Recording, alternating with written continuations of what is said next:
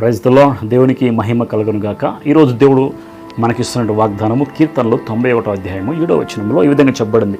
నీ పక్కన 1000 మంది పడినను, నీ కుడి పక్కన 10,000 మంది కూలినను, అపాయము నీ యొద్దకు రాదు. బైబిల్ వాక్యంలో దేవుడు ఇచ్చిన మాట ఇచ్చినట్టుగా నెరవేర్చేవాడు.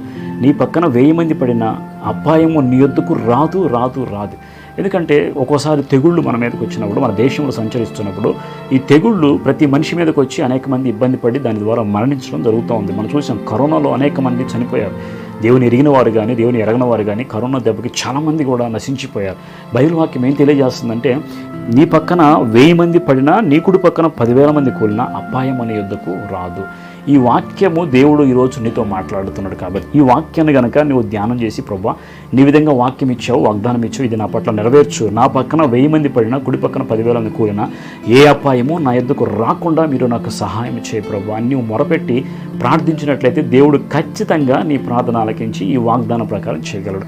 వాగ్దానం అయితే ఉంది, కానీ ఇది అందరికీ నెరవేర్చబడాలని లేదు. ఎందుకంటే ఈ వాగ్దానము ఎవరికి ఇవ్వబడిందో నీతో దేవుడు మాట్లాడితే ఈ వాగ్దానాన్ని పట్టుకొని నీవు ప్రార్థన చేసినప్పుడు అప్పుడు మాత్రమే వాగ్దానాన్ని నీ జీవితంలో నువ్వు చూడగలవు.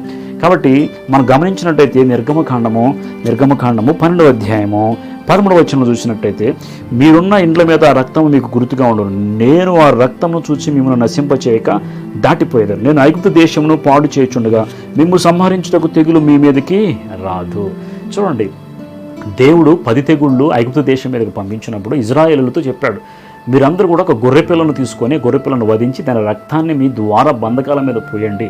ఆ రక్తము గుర్తుగా ఉంటుంది, నిబంధన గుర్తుగా. నేను ఈ దేశాన్ని పాడు చేయడానికి దేశాన్ని సంచరించినప్పుడు ఈ రక్తము ఏ గృహం మీద అయితే ఉంటుందో ఆ గృహమునకు నేను రాకుండా, తెగులు రానియకుండా మిమ్మల్ని కాపాడుతాను. కాబట్టి ఇప్పుడు తెగులు నుండి వారిని కాపాడింది గొర్రెపిల్ల రక్తము. ఈరోజు మనల్ని తెగులు నుండి కాపాడు. చూడండి, ఐగుప్తులో ప్రతి ఇంటిలోకి తెగులు వెళ్ళిపోయి మొట్టమొదటి కుమారుడు చనిపోయాడు. తెగులన్నీ దేశాన్ని బాధ పెట్టాయి. కానీ ఈరోజు మనం ఎలాగ కాపాడబడతాం, ఎలాగ రక్షించబడతామంటే గొర్రెపిల్ల రక్తానికి బదులుగా గొర్రెపిల్ల రక్తం అనగా యేసుక్రీస్తు యొక్క బలి రక్తము. ఆ యేసుక్రీస్తు రక్తము గనక మన గృహాల మీద, మన మీద ప్రోక్షించబడి ఉన్నట్టయితే, అది గుర్తుగా ఉంటే, ప్రభు యొక్క గుర్తు నీ మీద ఉంటే, నీ గృహం మీద ఉంటే, ఏ తెగులు దేశంలోకి ఏ తెగులు వచ్చినా ఆ తెగులు ఏది కూడా నిన్నేమీ చేయజాలదు, చేయనివ్వదు. కాబట్టి ఈ వాగ్దానాన్ని కనుక మీరు స్వతంత్రించుకొని వాగ్దాన ప్రకారం ప్రార్థన చేసి అపాయము నాకు రాకుండా సహాయం చేయమని మీరు అడిగితే, తప్పనిసరిగా ప్రభు రక్తము నీ మీద ప్రోక్షించబడినట్లుగా మీరు ప్రార్థన చేయండి. ఈరోజు మరి రక్తము తెచ్చుకోవడానికి మనకి అక్కడ దొరకదు. కాబట్టి ఎలాగ మనకి విడుదల దొరుకుతుందంటే విశ్వాసము ద్వారా ప్రార్థన చేయండి.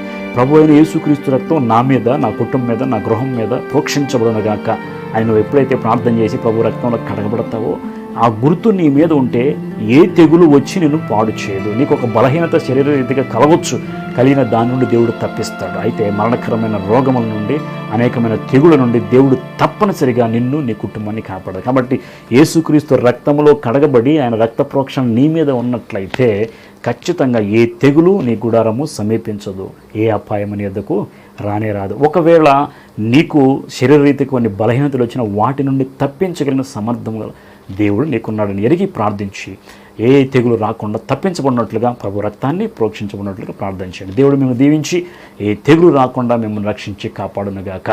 Amen, amen, amen.